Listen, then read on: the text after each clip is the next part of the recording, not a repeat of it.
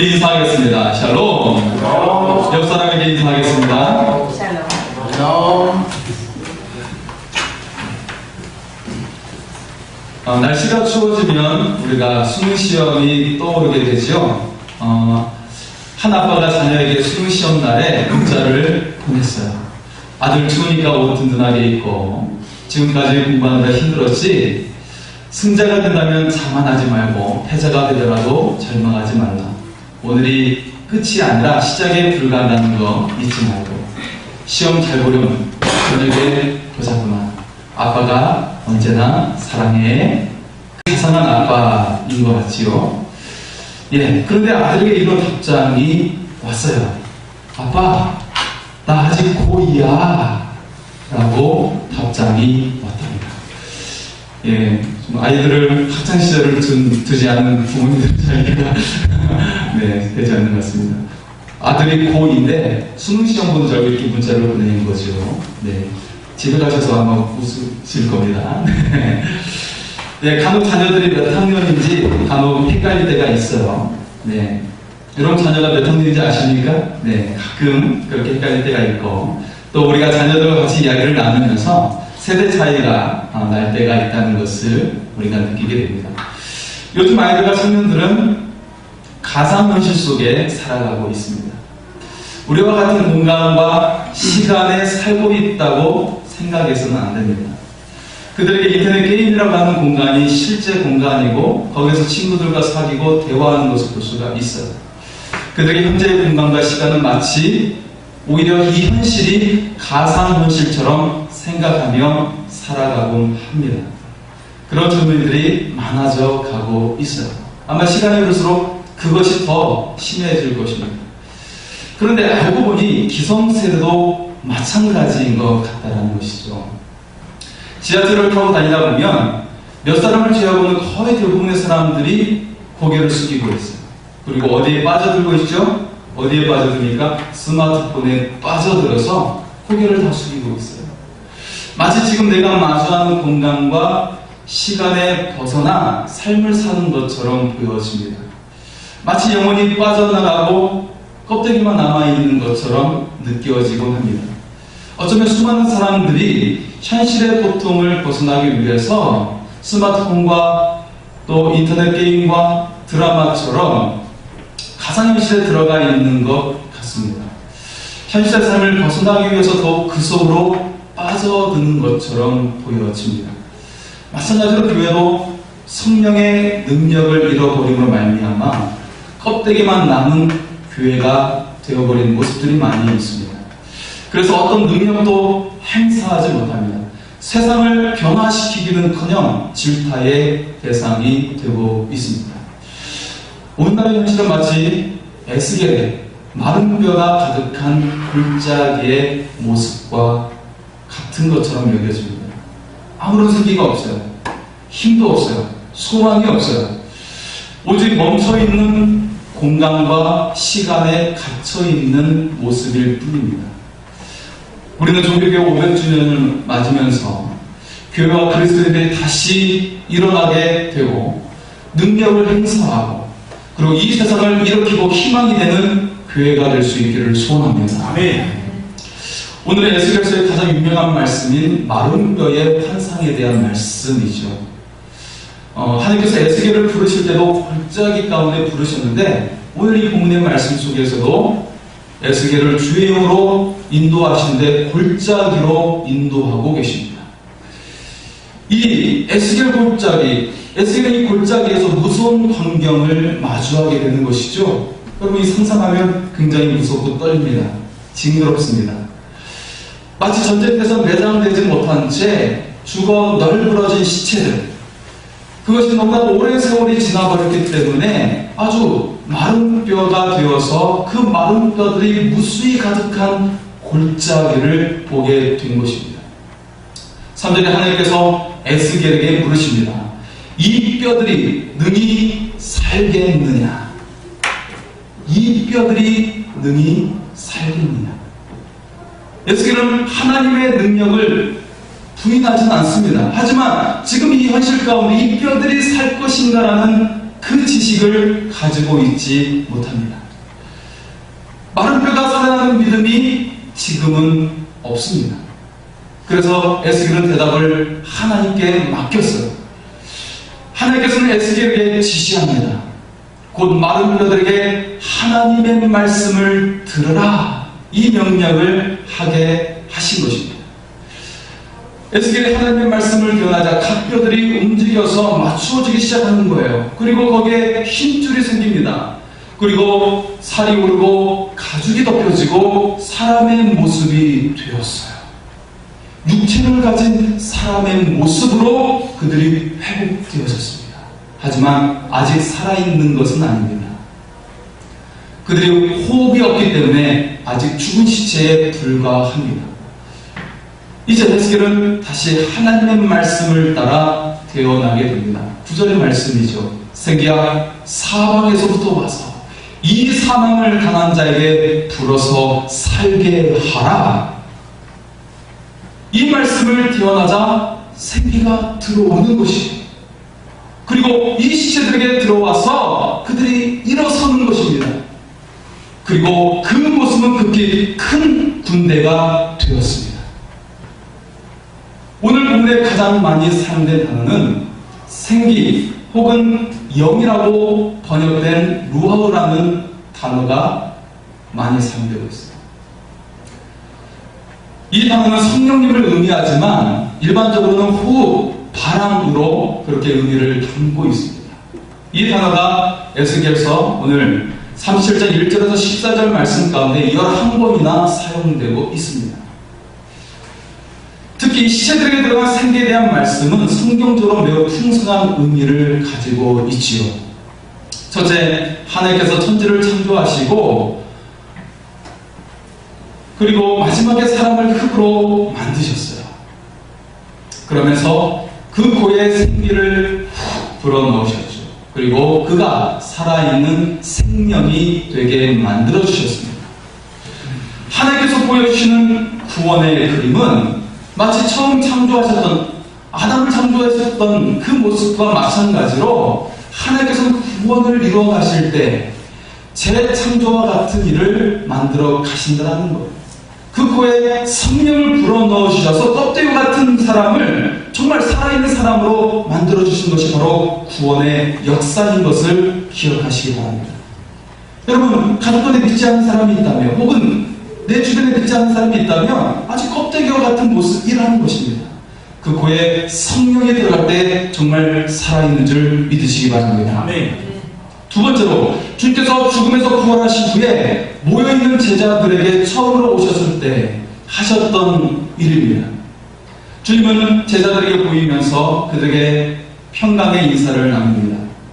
그리고 그들을 세상으로 파송하시는 말씀을 그들에게 주시고 상징적으로 숨을 내쉬면서 성령을 받으라 라고 말씀하고 계십니다. 이것은 명백히 주님께서 오늘 에스겔서 37장의 말씀을 염두에 두고 하신 말씀입니다. 즉 에스겔의 이 환상은 단순한 이스라엘 백성의 회복의 말씀이 아니고 성령을 받고 그 위에 세워지는 교회의 탄생을 가리키고 있는 것입니다. 이처럼 하나님의 사명을 감당할 때에는 성령이 들어갈 때 그 사명을 감당할 수 있다는 것입니다. 하나님께서 이 본문을 통해 궁극적으로 말씀하시는 것이 있습니다. 첫째는 우리의 소망이 어디에 있는가를 묻고 있어요. 오늘 말씀은 당시 이스라엘 백성의 상황과 깊은 관련이 있습니다. 그들은 모든 소망이 다 끊어졌어요. 11절에 그들은 말합니다. 우리의 뼈들이 말랐고 우리의 소망이 없어졌으니 우리가 다 멸절되었나이다. 그들이 그렇게 말하고 하였습니다. 그들의 한탄의 말에 대한 하나님의 응답이 바로 에스겔이 본 이 놀라운 환상이었던 것입니다. 하나님의 말씀은 명백했습니다. 다 죽은 것 같은 이스라엘 백성을 무덤을 열고 거기서 나오게 해서 이스라엘 땅으로 들어가게 하시겠다는 것입니다. 그리고 하나님의 영을 그들에게 주심으로써 그들을 진정한 의미로 살 수 있게 만들어 주겠다는 것입니다. 하나님의 백성의 삶은 육으로 사는 것이 아니라 성령으로 사는 것이라고 말씀하고 있습니다. 우리가 주의 성령으로 말미암아 진정으로 살게 될 줄 믿습니다. 어느 날 하나님 앞에 악한 마귀가 어두운 얼굴로 다가왔어요. 얼굴을 보니까 다 죽어갈 것 같습니다. 그래서 하나님께서 물으셨습니다. 마귀야, 너는 왜 다 죽어가는 모습으로 왔느냐? 그 마귀가 말하는 것이죠. 하나님, 이유가 있습니다. 제가 요즘 너무 따분하게 지내고 있거든요.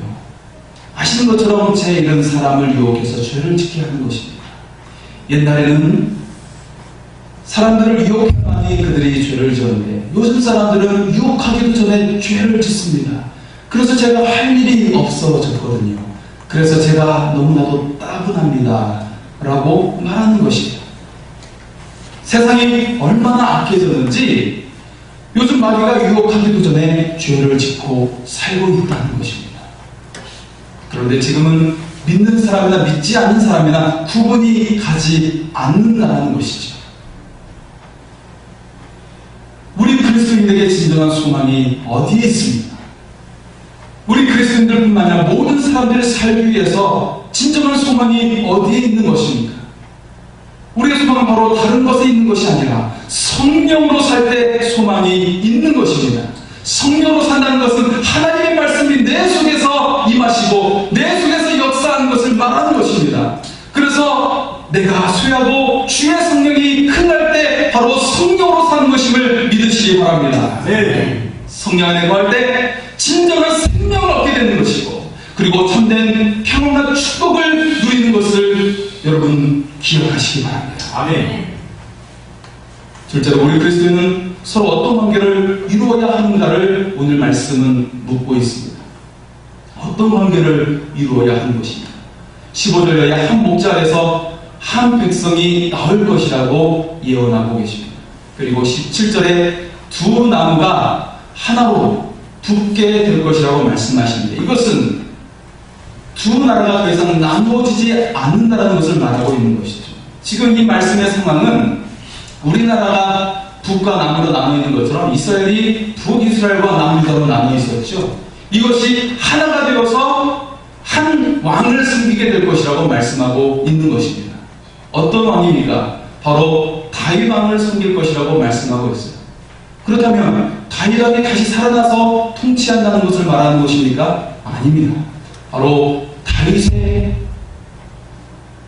다윗의 자손 오시는 예수 그리스도께서 이 나라를 통치하실 것이라고 말씀하고 있는 것입니다. 그리고 여러분, 북이스라엘이 회복되어서 남유다가 같이 하나가 되는 것, 이것이 가능한 일일까요? 사실 북이스라엘은 그 가운데 거했던 10개의 지파는 이방 민족들과 섞이게 되면서 완전히 없어지게 돼요. 완전히 사라지게 됩니다. 그들이 예수님 있을 때 사마리아 땅으로 남아있다고 하지만 그들의 혈통이 다 사라지고 말았어요. 이 말씀은 무엇을 의미하냐면 바로 예수님을 통해서 탄생하게 된 교회가 하나가 되어서 한 분 예수 그리스도를 섬기게 된다는 것을 말하고 있습니다. 그래서 28절 말씀 가운데 한 분 하나님, 그 거룩한 이름 앞에 온 세상의 사람들이 하나님을 믿고 영광을 돌리게 될 것이라고 말씀하고 있습니다. 바로 예수 그리스도를 통해 복음이 증거된, 교회를 통해 복음이 증거된 이 세상 사람들이 하나님을 경외하고 예배하게 된다는 말씀을 하고 있는 것입니다. 이 말씀은 바로 우리가 하나 되어질 때, 모든 믿는 자들이 하나 되어질 때 하나님의 거룩하신 일을 감당하게 될 것이라고 말씀하고 있는 것입니다. 교회는 하나가 되어야 합니다. 교회 안에서도 모든 성도들이 하나 되어야 할 뿐만 아니라 이 시절에 있는 모든 교회들도 하나가 되어서 하나님의 거룩한 일을 감당할 수 있기를 소원합니다. 아멘. 성령께서는 구원받은 자들을 그리스도 안에서 교회를 통해 한 몸 되게 하셨습니다. 머리 대신 그리스도의 통치를 받게 하셨습니다. 그리고 교회의 성도들을 오직 성령으로 살아 살아난 사람들인 것을 가리키고 있습니다. 이렇게 해서 하나님은 그를 통해 당신의 거룩한 이름을 온 세상에 알게 하실 것이라고 말씀하고 있는 것입니다. 우리 그리스도인들이 어떤 관계를 이루어야 하는가라는 질문, 우리가 하나 되어 하나님의 거룩한 일을 감당해야 한다고 말씀하고 있습니다. 오늘 교회의 모습은 마치 에스겔의 환상처럼 느낄 때가 많이 있습니다. 성령의 능력이 느껴지지 않고 사도행전의 역사가 전혀 보이지 않습니다. 오늘 말씀은 우리 교회와 그리스도인들에게 정말 어떻게 하면 되는가를 말씀해 주고 있습니다. 그것은 바로 교회와 그리스도인들은 성령을 통해 영향력을 발휘하고 놀라운 일을 할 수 있다는 것입니다. 지극히 큰 군대가 되어서 새로운 세상을 만들 수 있다는 것입니다. 한 가지 예화를 소개하고 말씀을 마치겠습니다. 노벨문학상을 수상한 펄벅 여사가 있습니다. 그녀의 작품 가운데 어머니의 조상이라는 작품이 있는데요. 이 작품 속에서 자신의 가족의 이야기를 담고 있습니다. 펄벅 여사는 이 속에서 자신의 어머니에 관한 이야기를 말하고 있습니다. 그녀의 어머니는 22살에 결혼을 했어요. 그리고 선교사의 남편을 따라서 전혀 알지 못했던 오지였던 중국을 향해 복음을 전하기 위해서 떠나게 됩니다. 본국과의 교통이 두절되고 연락도 되지 않은 채 굶주림과 수많은 위험 속에 처하게 되었습니다. 여기서 7 아들을 낳았는데 4명의 아들을 어머니의 품에서 숨을 거두게 되는 아픔을 겪게 되었습니다. 그리고 그녀는 펄벅과 그리고 남은 3 아들을 키우고 지냈습니다. 펄벅은 어릴 때 보았던 어머니의 모습을 이렇게 회상하며 고백하고 있습니다. 나는 내 어머니의 얼굴 속에서 고통스러운 얼굴, 우울한 어머니의 노래를 들어본 적이 없습니다. 우리의 방에도 어두운 그림으로 꾸미시지 않으셨습니다. 내 어머니가 들려준 이야기 가운데 절망의 이야기를 내가 들은 적이 없습니다. 언제나 희망이 넘치는 믿음의 이야기를 어머니는 우리에게 들려주시곤 했습니다. 사랑하는 성도 여러분, 펄벅 여사의 어머니의 모습, 오늘 이 땅을 사랑하는 모든 그리스도인의 모습이어야 하지 않겠습니까? 사랑하는 여러분, 공고한 삶이 힘드십니까? 하나님께서 주신 사명이 감당하기 버거우십니까? 그러나 사랑하는 여러분, 오늘 하나님께서 말씀하시며 마른 뼈들이 살아날 것을 믿으시기 바랍니다. 아멘. 그렇다면 외치십시오. 너희 마른 뼈들아, 여호와의 말씀을 들을지어다. 생기야, 사방에서 불어와 이 뼈들을 살려내라. 아멘. 그리고 절망스러운 얼굴을 거두십시오. 여러분의 입술에서 우울한 노래, 슬픈 노래를 멈추십시오. 여러분의 가정에서 어두운 그림들을 다 걷어치우십시오. 여러분의 자녀들에게 들려주는 이야기 가운데 절망의 이야기, 근심의 이야기를 멈추십시오. 그리고 이제부터 마른 뼈도 살려낼 수 있다는, 마른 뼈도 일으킬 수 있다는 희망의 이야기를 들려주십시오. 아멘. 오늘 에스겔의 외침은 이 땅을 사랑하는 모든 그리스도인의 절규가 되어야 하는 것입니다. 모든 사람이 절망할 때도 우리는 소망을 선포해야 합니다. 마른 뼈도 소망이 있다고 말입니다. 청년들에게 소망이 있다고 말하십시오. 당신의 가정에 소망이 있다고 말하십시오. 세상 모든 사람이 울고 있을 때도 우리는 성령 안에서 환한 웃음을 선물할 수 있어야 합니다. 아멘. 캄캄한 인생의 밤을 헤매는 사람들에게 말씀의 등불을 밝혀 주어야 합니다. 아멘. 여기 길이 있다고, 주님 앞에 오면 희망이 있다고 말할 수 있어야 합니다. 당신과 당신의 가족이 말씀을 들으면 일어날 수 있다고 말할 수 있어야 합니다. 아멘. 하나님은 오늘 에스겔 선지자에게 물으셨습니다. 민자야, 이 뼈들이 능히 살 수 있게 됐느냐? 뼈들을 쳐다보며 일어서는 거대한 군대를 상상할 수 있는 사람이야말로 그의 삶에 위대한 일이 일어날 것입니다. 아멘. 저는 우리 교회가 하나님의 나라를 위해 위대하게 사용될 것을 보게 됩니다. 그리고 반드시 그렇게 될 줄 믿습니다. 아멘. 오늘 여러분의 삶에, 여러분의 가정에 희망을 선포하십시오. 그리고 그대로 될 것을 믿으십시오. 아멘. 뼈들이 일어나는 거대한 군대를 꿈꾸며 당당하게 승리의 삶을 살아가시기를 소원합니다. 아멘. 기도하시겠습니다.